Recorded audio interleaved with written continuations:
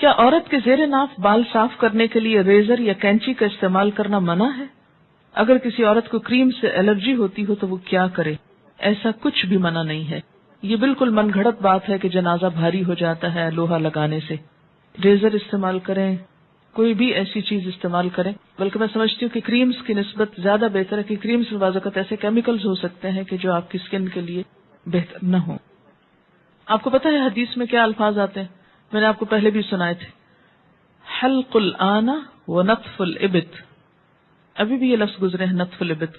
حلق الآن، حلق کہتے ہیں اس طرح استعمال کرنا یا ریزر استعمال کرنے کو، یعنی زیر ناف بال ریزر سے صاف کیے جائیں اور انڈر آرمز بال جو ہیں ان کو اکھیڑا جائے. بہت سے لوگ شروع میں ہی جب بال نرم ہوتے ہیں بچیوں کو تو بتا دیتے ہیں، پھر وہ نکلتے بھی بہت کم ہے.